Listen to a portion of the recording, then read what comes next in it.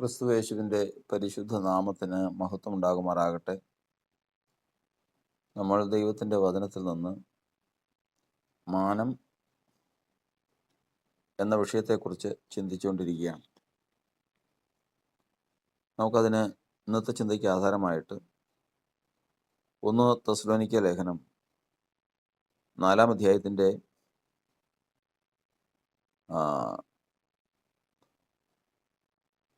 3, 4, 5 വാക്യങ്ങൾ വായിക്കാം. ദൈവത്തിൻ്റെ ഇഷ്ടമോ നിങ്ങളുടെ ശുദ്ധീകരണം തന്നെ.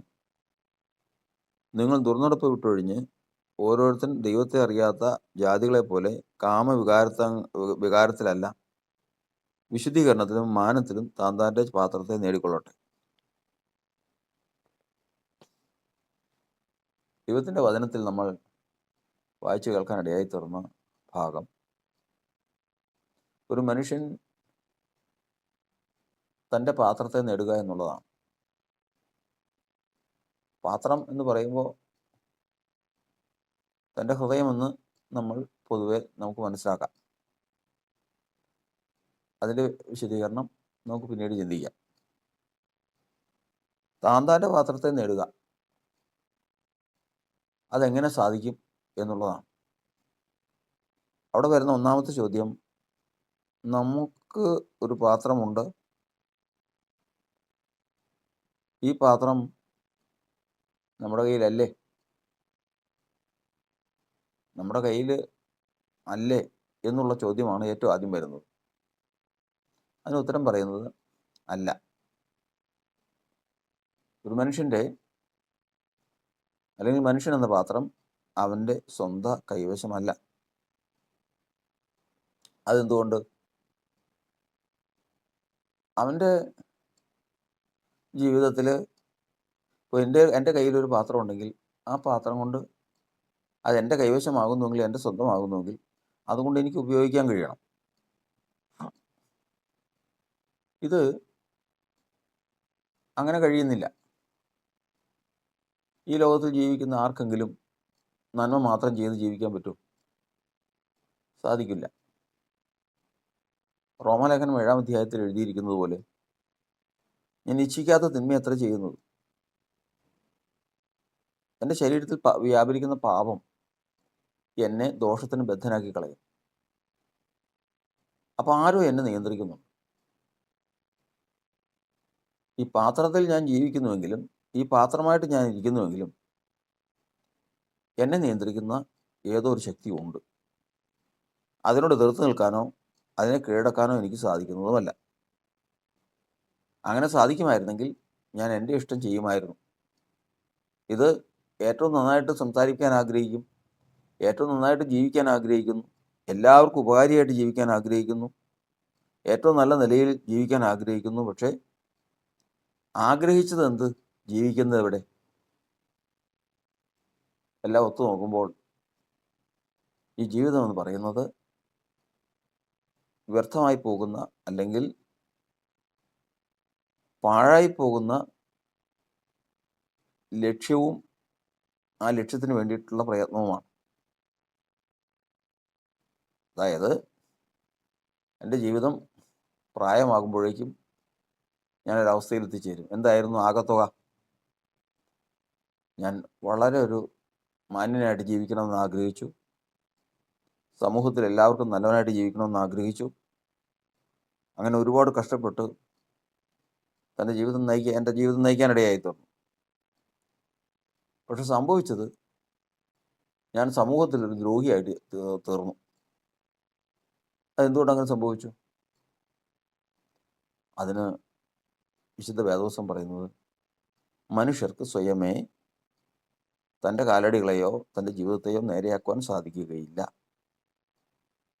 അവർക്ക് കാലങ്ങളും സമയങ്ങളും നക്ഷത്രങ്ങളുടെ സ്വാധീനങ്ങളും നിയമിച്ചിരിക്കുന്നു.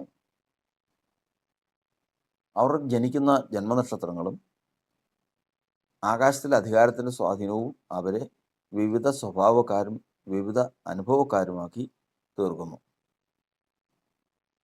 അപ്പോൾ അവർക്കിതിൽ പ്രത്യേകിച്ച് ചെയ്യാനൊന്നുമില്ല. വരുന്നത് അനുഭവിക്കുക എന്നുള്ളതല്ലാതെ വേറൊന്നും ചെയ്യാൻ സാധിക്കുന്നില്ല. ഇതാണ് ഈ കാര്യത്തിൻ്റെ പൊരുൾ. അവിടെ നിന്ന് ഒരു കാര്യം മനസ്സിലാക്കുന്നു. അപ്പം നമുക്ക് ഇതൊന്നും സാധിക്കുന്ന കാര്യമല്ല. വരുന്നത് പോലെ വരട്ടെ എന്നോർത്ത് ജീവിക്കാമെന്നുള്ളതല്ലാതെ മറ്റൊന്നും ഈ ജീവിതത്തിൽ പ്രാപിക്കത്തക്കതായിട്ടില്ല.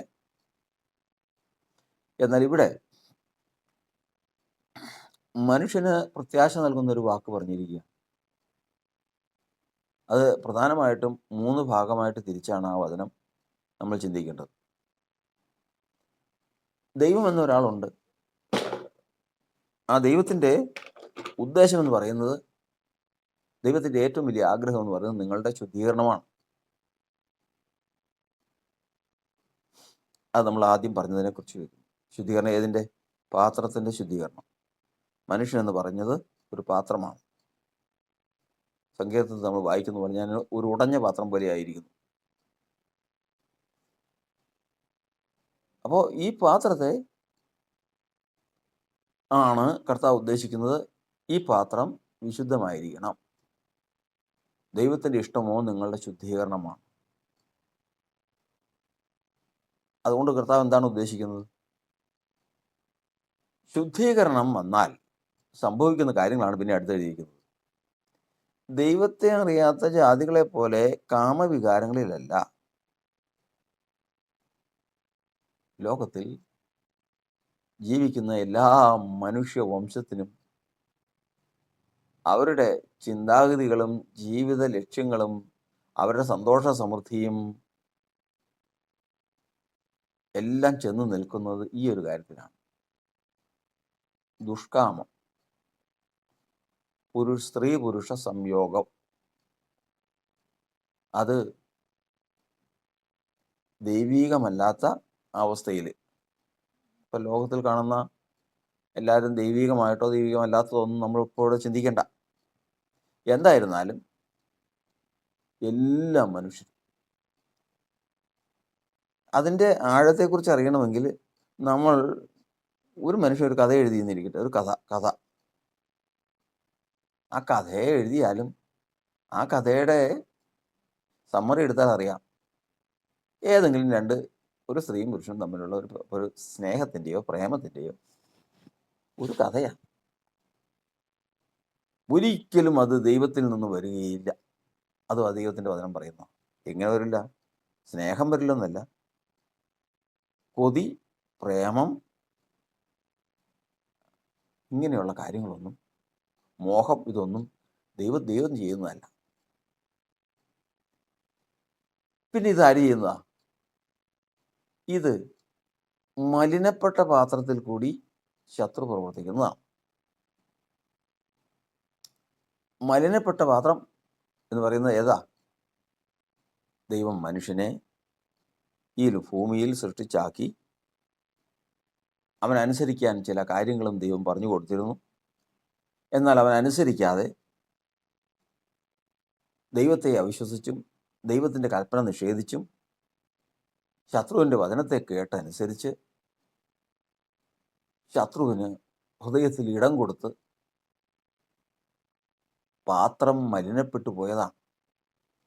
ഇന്ന് ഈ പാത്രത്തിൽ ദൈവം അധിപതിയായി നിന്ന്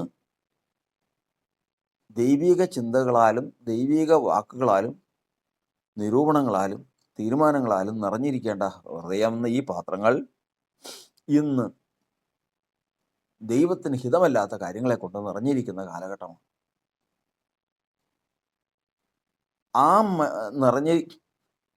അങ്ങനെ നിറഞ്ഞിരിക്കുന്ന മലിനതകളിൽ ഏറ്റവും വലിയ മലിനതയാണ് ദുഷ്കാമം.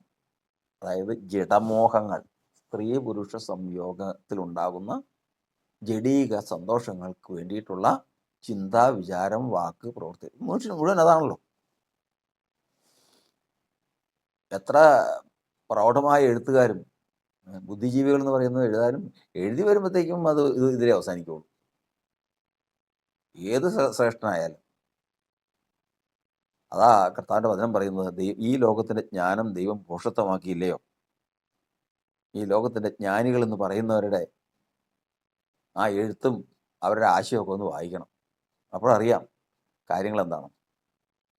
അപ്പോൾ ഇവിടെ നിന്ന് നമ്മൾ പഠിക്കുന്നത്, അത് നിങ്ങൾ ഒരിക്കലും അതിലല്ല, പിന്നെയോ വിശുദ്ധീകരണത്തിലും മാനത്തിലും ഓരോരുത്തൻ താൻ താൻ്റെ പാത്രത്തെ നേടിക്കൊള്ളട്ടെ. അപ്പോൾ വീണ്ടും അവിടെ ഹോപ്പായി. അവിടെ എങ്ങനെ? പാത്രം നമ്മുടെ കയ്യിലല്ല, നമ്മൾ പാത്രമാണ്. മനുഷ്യനെന്ന് പറയുന്നത് പാത്രമാണ്. അത് മനുഷ്യൻ്റെ കൈവശമല്ല, അത് ശത്രുവിൻ്റെ കൈവശമാണ്. അവൻ അതിൽ ജഡീക വിഷയങ്ങൾ, ദുർമോഹങ്ങൾ കൊണ്ടുവന്ന് മലിനപ്പെടുത്തി കൊണ്ടുനടക്കുകയാണ്. എന്നാൽ അതെല്ലാം കഴിഞ്ഞ് അതിൽ മുൻപോട്ട് നീങ്ങുമ്പോൾ ദിനംപ്രതി മലിനപ്പെട്ടുകൊണ്ടിരിക്കുക. ഇത് തിരിച്ചു പിടിക്കാനൊരു വഴിയുണ്ട്. ആ വഴിയാണ് വിശുദ്ധീകരണത്തിലും മാനത്തിലും താൻ താൻ്റെ പാത്രത്തെ നേടിക്കൊള്ളട്ടെ. ആദ്യമേ തന്നെ ഇതിനെ വിശുദ്ധീകരിക്കണം. എങ്ങനെ വിശുദ്ധീകരിക്കും?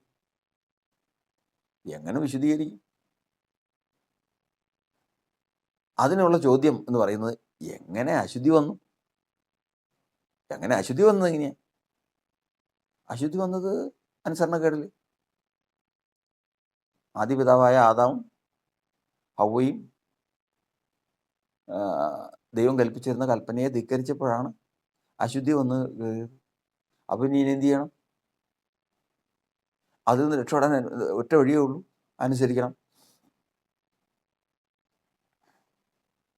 അപ്പം അനുസരിച്ചാൽ എന്ത് സംഭവിക്കും? അനുസരിച്ച് കഴിഞ്ഞാൽ ഈ മലിനത നീങ്ങിപ്പോകും. അങ്ങോട്ട് നീങ്ങിപ്പോകും.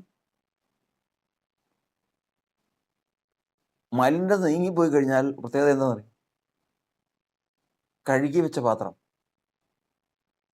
അഴുക്ക് കരിക്കുന്ന പാത്രം,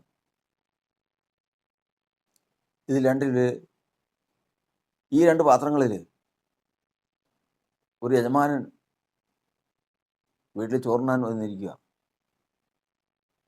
വന്നിരിക്കുമ്പോഴേക്കും ആ യജമാനൻ ചോറ് കൊടുക്കുന്നത് ആ ഭവനത്തിലെ ഏറ്റവും നല്ല പാത്രങ്ങളിലായിരുന്നു. എന്നാൽ ആ ഭവനത്തിലെ തന്നെ മൃഗങ്ങളുണ്ട്. പന്നിയുണ്ട്, നായുണ്ട്, കഴുതയുണ്ട്, കാളയുണ്ട്, പലതരത്തിലുള്ള മൃഗങ്ങളുണ്ട്. അവയ്ക്ക് ഭക്ഷണം കൊടുക്കാൻ അതിനുമുണ്ട് പാത്രങ്ങൾ. അത് ഹീനപാത്രങ്ങളാണ്. പാത്രം തന്നെയാ. അപ്പോൾ വീണ്ടും നമ്മൾ പറയുകയാണ്, നമ്മൾ വായിച്ചത് പറഞ്ഞ പ്രകാരം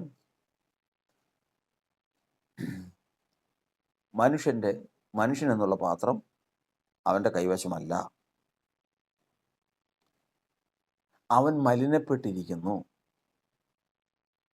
ദുർമോഹം കൊണ്ടും ജഡീക മോഹങ്ങൾ കൊണ്ടുമാണ് അവൻ ഏറ്റവും മലിനപ്പെട്ടിരിക്കുന്നത്. ഇത് കൊണ്ടുവന്നിരിക്കുന്നത്, ഇങ്ങനെ മലിനപ്പെട്ടതിൻ്റെ കാരണം അനുസരണക്കേടാണ്.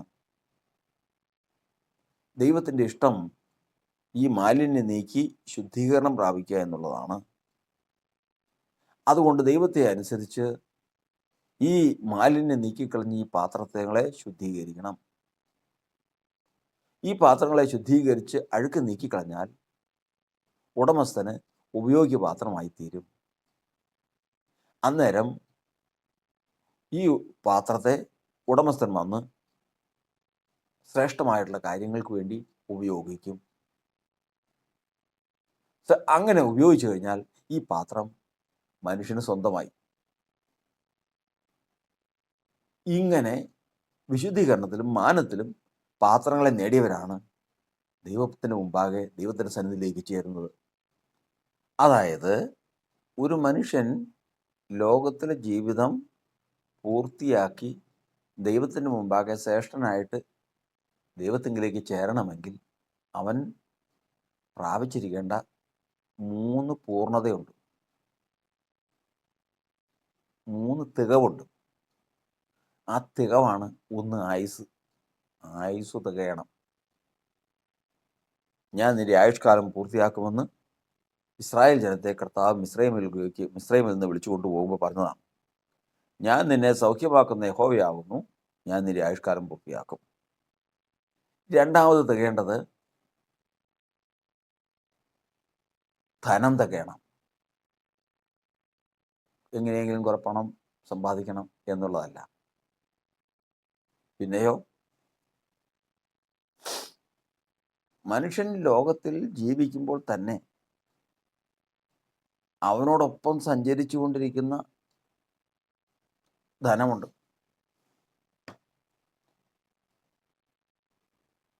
ഈ ധനം എന്ന് പറയുന്നത് പലതരത്തിൽ മനുഷ്യൻ്റെ കയ്യിൽ വരുന്നതാണ്. ദുഷ്ടത കൊണ്ട് സമ്പാദിച്ച ധനം അത് പാപം ചെയ്യാനേ പറ്റുള്ളൂ. നമ്മൾ ലോകത്തിൽ കണ്ടിട്ടുണ്ട്, ഒരാൾക്ക് പതിവിൽ കവിഞ്ഞ വരുമാനം, അർഹിക്കാത്ത പണം ദൈവം കൊടുക്കാതെ അവൻ്റെ കയ്യിൽ വന്നാൽ അടുത്ത നാളുകൾക്കുള്ളിൽ അവൻ്റെ സ്വഭാവം മാറുന്നതും അവൻ പാപ സ്വഭാവത്തിലേക്ക് മാറുന്നതും നമ്മൾ ലോകത്തിൽ നമ്മുടെ കണ്ണുകൾ കണ്ടിട്ടുള്ള ദൃഷ്ടാന്തങ്ങളാണ്. എന്നാൽ ആവർത്തന പുസ്തകത്തിൽ ഒരു വാക്യമുണ്ട്, ലേവിയുടെ ധനം അനുഗ്രഹിക്കപ്പെട്ടത്. എന്താ ലേവിയുടെ ധനത്തിൻ്റെ പ്രത്യേകത? ആ വാക്യം ഒന്ന് വായിക്കാം. ആവർത്തന പുസ്തകം 33-ാം അധ്യായത്തിൻ്റെ 8-ാം വാക്യത്തിൽ ലേവിയെക്കുറിച്ച് അവൻ പറഞ്ഞത്, നിന്റെ ഊറീമും തുമ്മീം, നിന്റെ തുമ്മീമും ഊറീമും നിന്റെ ഭക്തന്റെ പക്കലിരിക്കുന്നു. നീ മസ്സയിൽ വെച്ച് പരീക്ഷിക്കുകയും കലഹജലത്തിങ്കിൽ നീ പൊരുകയും ചെയ്തവൻ്റെ പക്കൽ തന്നെ. അവൻ അപ്പനെയും അമ്മയെയും കുറിച്ച് ഞാൻ അവരെ കണ്ടില്ല എന്ന് പറഞ്ഞു. സഹോദരന്മാരെ അവൻ ആദരിച്ചില്ല, സ്വന്തം മക്കളെ എന്നോർത്തതുമില്ല. നിന്റെ വചനം അവർ പ്രമാണിച്ചു, നിന്റെ നിയമം കാത്തുകൊള്ളുകയും ചെയ്തു. അവർ യാക്കോബിന് നിന്റെ വിധികളും ഇസ്രായേലിന് ന്യായപ്രമാണവും ഉപദേശിക്കും. അവർ നിന്റെ സന്നിധിയിൽ സുഗന്ധധൂപവും യാഗപീഠത്തിന്മേൽ സർവാംഗ ഹോമവും അർപ്പിക്കും. യഹോവേ, അവൻ്റെ ധനത്തെ അനുഗ്രഹിക്കണമേ. ലേവിയുടെ ധനം അനുഗ്രഹിക്കപ്പെട്ട കാര്യം ഇപ്പോൾ നമ്മൾ പറഞ്ഞല്ലോ. ഈ പാത്രം എങ്ങനെ മലിനപ്പെട്ടു? അനുസരണക്കേട് നിമിത്തം. ഇതെങ്ങനെ ശുദ്ധീകരിക്കും? ഇതെങ്ങനെ ഈ പാത്രം ശുദ്ധീകരിക്കും? അനുസരിക്കണം. എന്തനുസരിക്കണം? ഈ പാത്രത്തെ ശുദ്ധീകരിക്കാൻ ദൈവം ഒരു അനുസരണം വെച്ചിട്ടുണ്ട്. കർത്താവിൽ വിശ്വസിക്കുക, നീ നിന്റെ കുടുംബം രക്ഷ പ്രാപിക്കും. നിങ്ങൾ മാനസാന്തരപ്പെട്ട് നിങ്ങൾ പാപങ്ങളുടെ മോചനത്തിനായി ഓരോരുത്തരും യേശുക്രിസ്തുവിന്റെ നാമത്തിൽ സ്നാനമേൽപ്പീൻ. ഇങ്ങനെയുള്ള കാര്യങ്ങൾക്ക് അനുസരിക്കും. അത് ശരിയാ. പക്ഷെ അതല്ല, യഥാർത്ഥത്തിൽ ഇവൻ അനുസരിക്കുമോ എന്ന് തെളിയിക്കത്തക്കവണ്ണം ഒരു വാക്ക് ദൈവം പറയും. അബ്രഹാമിനോട് പറഞ്ഞതുപോലെ, അബ്രഹാമേ, നീ സ്നേഹിക്കുന്ന നിന്റെ മകൻ ഇസ്ഹാക്കിനെ കൊണ്ടുപോയി മോറിയ മലയിൽ കൊണ്ടുപോയി യാഗം കഴിക്കുക. അടിയൻ കുഞ്ഞുമായി പോയി യാഗം കഴിക്കാൻ നീ കത്തി വാങ്ങിയപ്പോൾ അബ്രഹാമിനോട് കർത്താവ് പറഞ്ഞു, ബാലന്റെ മേൽ കൈവയ്ക്കരുത്. നീ ദൈവത്തെ ഭയപ്പെടുന്നു ഇപ്പോൾ മനസ്സിലായി, നീ അനുസരിക്കുന്നു മനസ്സിലായി. ഇനി നീ കൈവയ്ക്കണ്ട. നിന്റെ പാത്രം വിശദീകരിക്കപ്പെട്ടു. അബ്രഹാമേ, എത്ര ഭയങ്കരം! ഇതുപോലൊരു സംഭവം ഇവിടെ നടന്നു. ഇവിടെ മരുഭൂമിയിൽ വെച്ച് നടന്നു. മോശ ന്യായപ്രമാണം പ്രാപിക്കാനായിട്ട് പർവ്വതത്തിലേക്ക് കയറി പോയേക്കുക.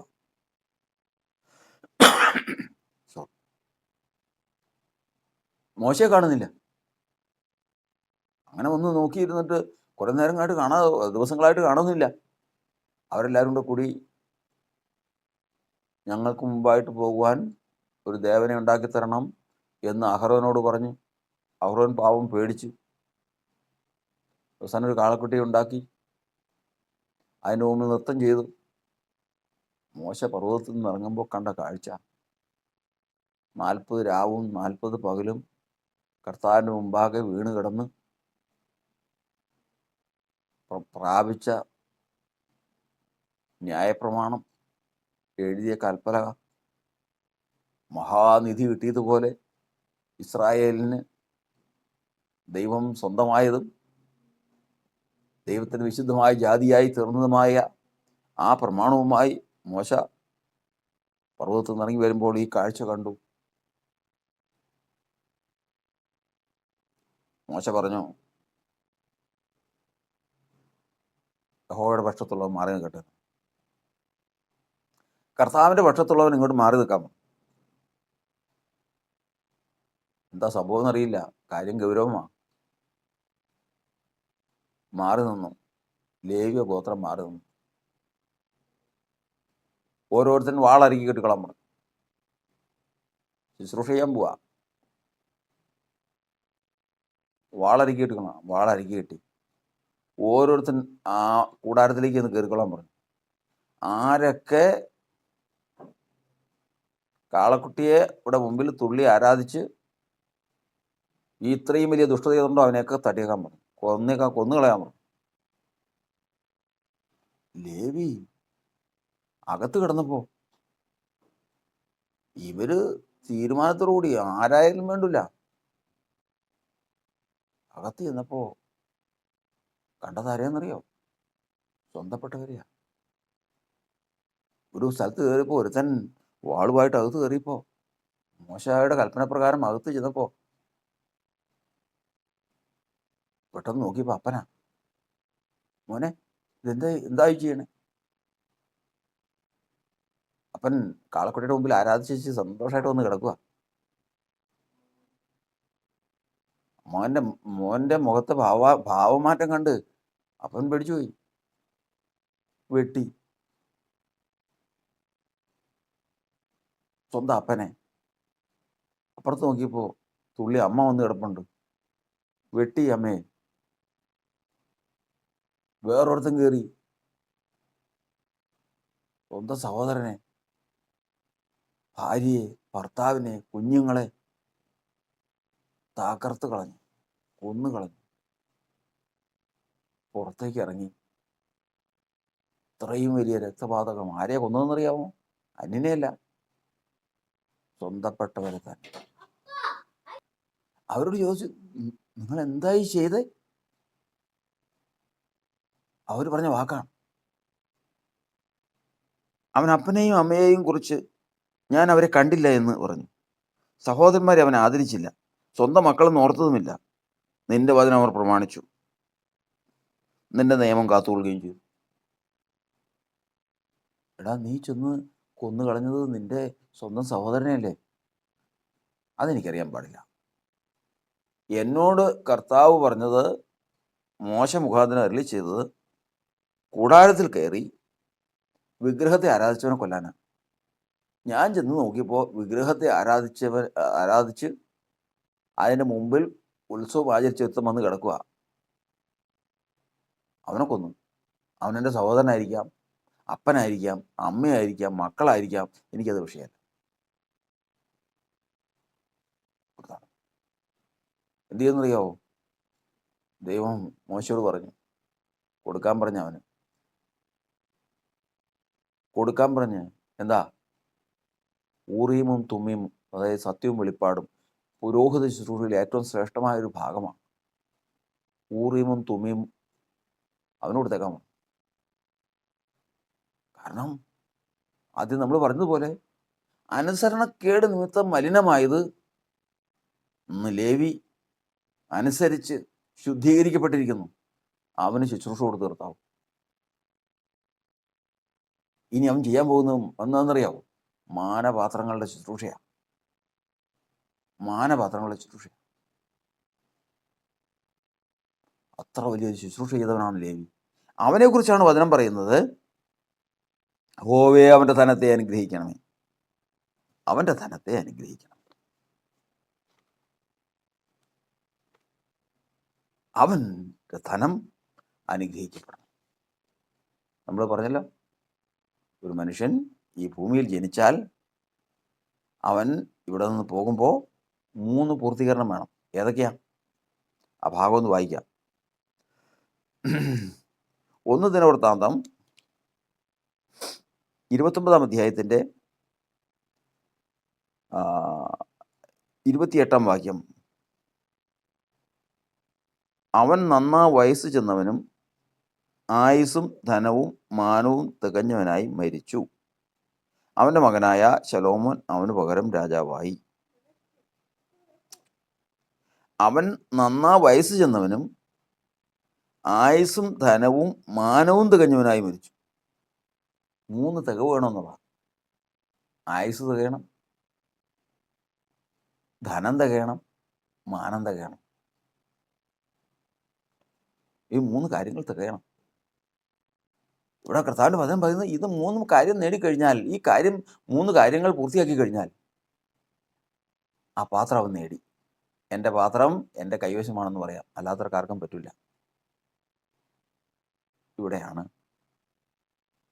ഇവിടെയാണ് ദൈവത്തിൻ്റെ വചനം പറയുന്നത്. തെസ്സലോനിക്ക ലേഖനത്തിൽ നമ്മൾ വായിച്ചു കേട്ടത്, ദൈവത്തിൻ്റെ ഇഷ്ടം നിങ്ങളുടെ ശുദ്ധീകരണമാണ്. ജാതികളെ പോലെ ദുഷ്കാമത്തിലും ജഡമോഹത്തിലുമല്ല. അങ്ങനെ അവർ മെല്ലപ്പെട്ടു പോയി. വിശുദ്ധീകരണത്തിലും മാനത്തിലും താന്താൻ്റെ പാത്രത്തെ നേടിക്കൊള്ളട്ടെ. ആദ്യം നിങ്ങൾ ചെയ്യണം, വിശുദ്ധീകരിക്കപ്പെടണം, അനുസരിക്കണം. രണ്ടാമത്തത്,